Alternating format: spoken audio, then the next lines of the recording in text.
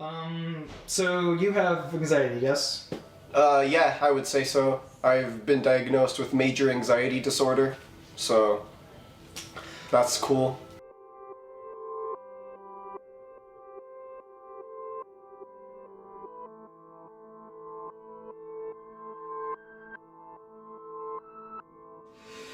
Alright, can you say your name for us? I'm Isaiah Delgado-Flores. There's a Patrick in there somewhere. For how long have you known that you've had anxiety? Since about 7th grade. I mean, it's kind of always been there throughout my whole life, but I didn't know what it was till 7th grade. You just kind of like felt something, and it's like Yeah. it wasn't really explainable. Yeah, like, I don't know. Like, I've always felt like my heart going and my whole chest kind of collapsing on itself. And like whenever I was sad or scared of something, and it happened like 5 times a day since I was like 8. So this would just occur really frequently. Was there like consistent triggers, or was it just like... I don't know, just literally anything that would upset me. How does it affect your daily life? Well, I can't shit in public, so that really sucks. Cause, you know, sometimes you gotta do that. But it gives me a little too much anxiety to do that. I can't talk to people unless I'm very comfortable with them.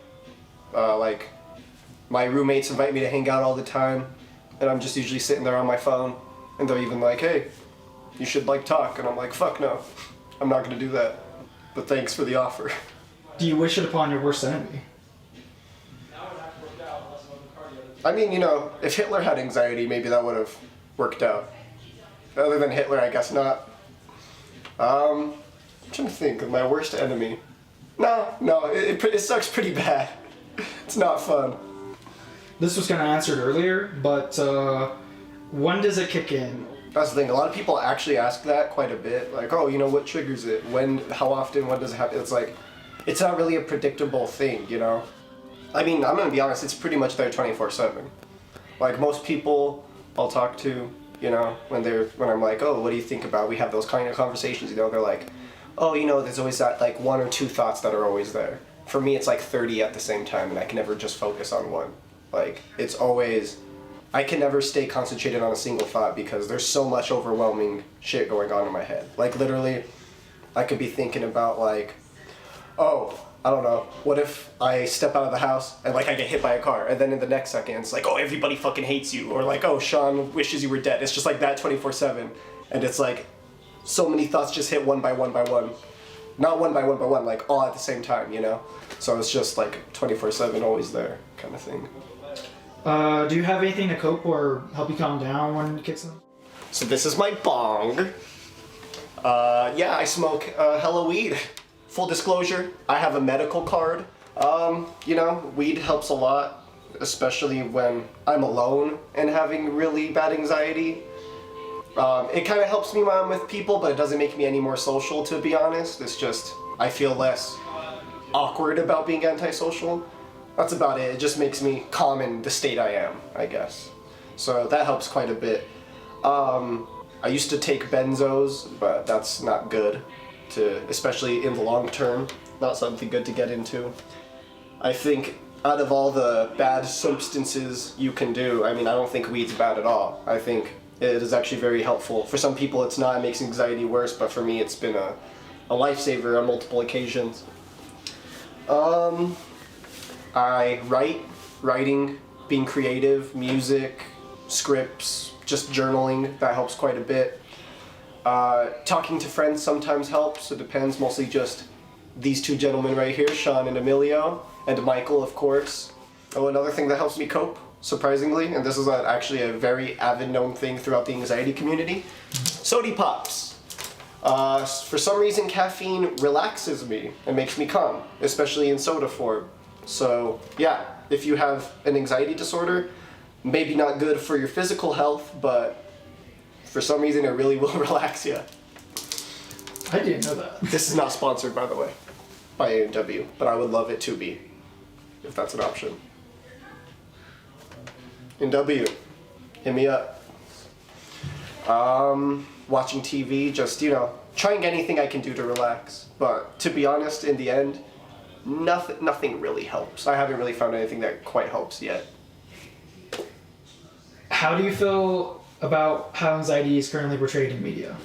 I mean, I'm glad the message is getting out there, but to be honest, I haven't quite found something yet that I'm like, yeah, they nailed it on the head, you know? I think media is doing better with like representing depression and stuff, for sure, but with anxiety, it kind of, I don't know. I feel like I haven't seen anything that quite gets it yet. But I really appreciate the message behind it, trying to spread awareness about it, because it's really like something people just, if you don't go through it, you're not going to understand, you know? And the best way to make people understand is for them to connect with it. And media is the best way to do that. So I appreciate whenever somebody tries to, spread the message of mental health through media, especially when it's done tastefully.